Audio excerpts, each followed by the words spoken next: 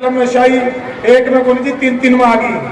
लाल के लिख देंगे, किसी का इलाज हो जाएगा, नीला चलाने की लोड़ नहीं, अलग लिख देंगे, विकास हो जाएगा। तो चिंता ना करो।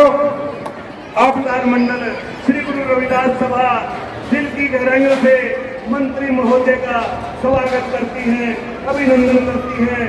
गुरु महाराज से कामना करते हैं मंत्री महोदय की तमाम मनोकामनाएं पूर्ण करें। गुरु महाराज से अनुरोध करते हैं मंत्री महोदय को खुशियां बख्शे।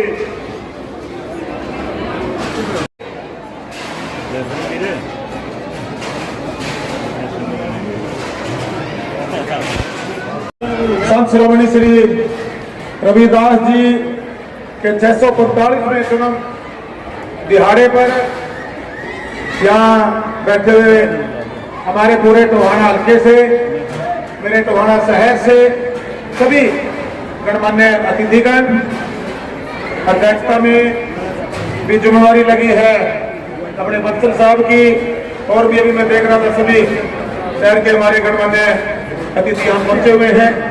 और यहाँ कमेटी के प्रधान जी, कमेटी के सभी साथीगण, यहाँ मेरे लिए मेरे पिता तुल्य मेरे बड़े बुजुर्गों, नौजवान साथियों, मेरी मातृशक्ति, मेरी माएँ बहनें, प्यारे बच्चों, आज इस पवित्र जगह पर और इस पवित्र दिन पर आपने इसने अपने भाई बेटे को आशीर्वाद के लिए मुझे आने का अवसर दिया। उसके लिए मैं नतमस्तक होकर आप सभी समाजजनों का धन्यवाद करता हूँ, आभार व्यक्त करता हूँ। और सबसे बड़ी गर्व की बात हमारे टोहाना हल्के के लिए यह भी है कि जब मुझे लंबे समय से हमारी 3 पीढ़ियों में इस देश की सेवा की, किसानी के नाते अंकल जी बैठे हैं, मेरे पिताजी और के दोस्त मित्र हैं, साथ में खेत कमाए हैं, उनसे जो पढ़ पाया उन्होंने समाज में किया। उस परंपरा को आपके भाई बेटे बबली ने, मेरे पूरे परिवार, विनोद बबली, मनोज बबली, और आज तो भाई लाखों बबली खड़े हो गए जो मेरे भाई, चाहे हमने एक माँ की कोख की जन्म ना लिया हो, लेकिन वो अपने आप को बबली के साथ जोड़कर बबली की तरह महसूस करते हैं, मुझे छोटा बड़ा अपना भाई मानते हैं।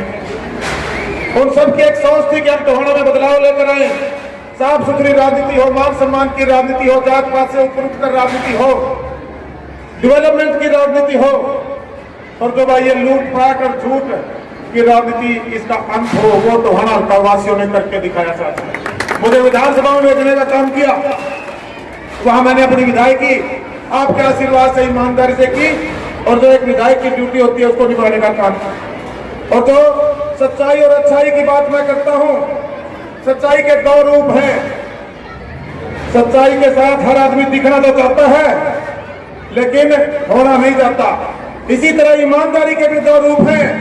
आदमी का ईमानदार दिखना तो चाहता है, लेकिन ईमानदार होना नहीं चाहता। साथियों, ये मेरे लिए सौभाग्य की बात है कि पूरे हल्के के अंदर 80% लोग सच्चे और ईमानदार थे, और एक ईमानदार आदमी के साथ खड़े हो गए।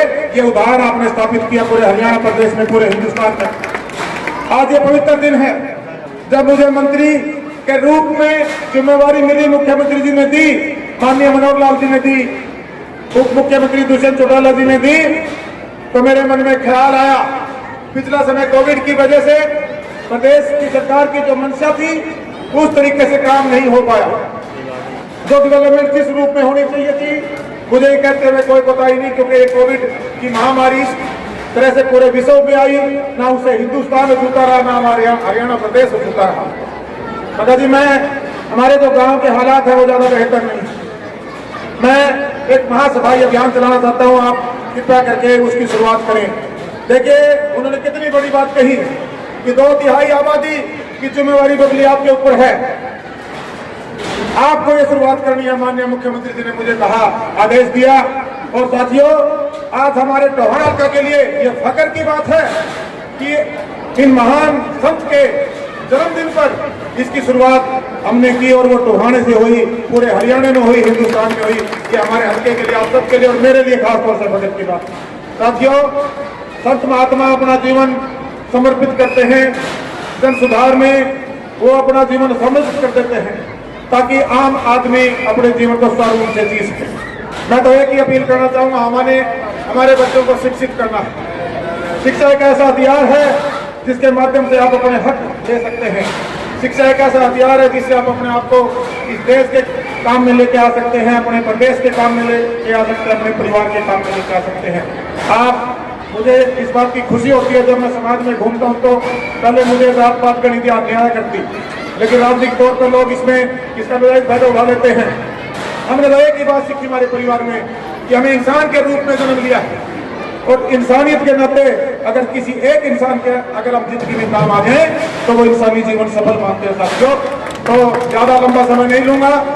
आपने बहुत बढ़िया बात कही कि कलम में शाही एक में बोली थी, तीन तीन में आ गई। लाल गले लिख देंगे, किसी का इलाज हो जाएगा, दिल्ला चलाने की लोड़ दी, अगले गले लिख देंगे, विकास हो जाएगा। तो चिंता ना करो। आपने ये गुरु का घर है।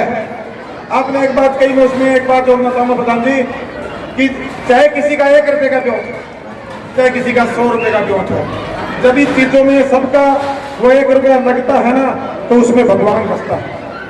ये कोई जरूरी नहीं कि मेरे पास कई करोड़ होंगे तो मैं दूंगा, फिर मैं 1 रुपया तो 1 रुपये में से गुलर में डाल जाओ।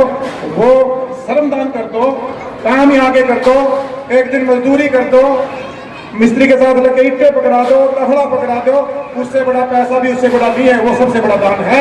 तो जिसपे जो मैक्सिमम हो सके इतनी भव्य इमारत ये बनने जा रही है, पूरे प्रदेश में हमारे शहर का काम होगा। और एक बार एक गारंटी अपने देखे जा सकूं, ये आपकी करोड़ की कलम मंत्री में रहते रहते पूरी कर दूंगा, और इसने बनाओ। और 21 लाख रुपए का योगदान मैं अपनी तरफ से यहाँ पर देके जा रहा हूँ। और जो मेरी पर्सनल ड्यूटी लगाओगे इंडिविजुअली, ये तो सरकार के कोटे से लाऊंगा कि है तर पर दे दूंगा, दिव्यांग को नहीं देना है। कंपटीशन ना कराया करो, किसी का नाम लेके क्यों शुद्ध जगह खराब करने लग रहे हो। अच्छे आदमियों के नाम लो, अच्छी जगह पे बैठे हो तो 100 आदमियों के नाम लो। तो अपने को मैंने एक वादा कर लिया, और बबली झूठ नहीं बोला करता। बबली दूसरे की तरह हर चीज के पीछे कुछ ढूंढता नहीं है। हर आदमी हर चीज के पीछे कुछ ना कुछ ढूंढता है। मैं कुछ नहीं ढूंढता, मैं मेरे कर्म करता हूँ, और कर्म में वो ताकत है कि परमात्मा भी आपके साथ खड़ा होता है। और मैं आप जॉब ना लगाओ तो इन्हें कहीं करके कह रहा हूँ जोड़ दूंगा, समय आने दो, सारा कुछ होगा। और मेरी तरफ से भी मैं 51,000 रुपए का योगदान अपने पर्सन जो फूल पसंदी की देवेंद्र सिंह बबली की कमाई है उसमें से खाद बढ़ाने के लिए लेके जाऊंगा। आप चिंता ना करो, ये कंपटीशन ना करो, ये रुका नहीं, जो इन 3 साल में पूरा कराएंगे। सारे काम लाग जाओ। ये इतनी बड़ी हस्तियां बैठी हैं, देखो गड्ढे गड्ढे चेंज करते हैं। 8-2 लाख की पर्ची 20+ की होगी, 50 लाख और करते मैं कटवा दूंगा लालची और करके। मैं अभी दे दो फिर भाई अगर मतलब उत्तर देख के उत्तर और दे रहे उनकी थे अपने बैठे हैं। अपने वो यहीं से बक्सर साहब थे, एक वो चल ये बैठे, वो बैठे उन पर देवांगे मोटे से शहर के हैं देव जी बक्सर साहब। मैं मांगूंगा आप संस्था का तलाब पर, मैं मांग रहा हूँ आपसे संस्था के लिए।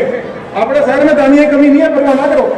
सबसे बढ़िया हल्का पूरे हरियाणा में, पूरा हरियाणा बढ़िया, लेकिन उसमें मैं अपने आप को देखो अपना सारे में अच्छा लग गया।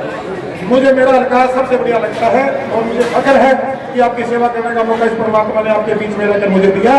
और आने वाले 3 साल में इसकी कर्मी को छोटी मत नहीं होने दूंगा। बहुत बहुत धन्यवाद। जय हिंद, जय भारत। गोपा भेंट करके सम्मानित करें, गुरु महाराज का स्वरूप देकर सम्मानित करें। आज संगत से मेरा अनुरोध है, अपने स्थान पर बैठ जाएं, अपने स्थान पर सुशोभित हों, व्यवस्था बनाए रखें।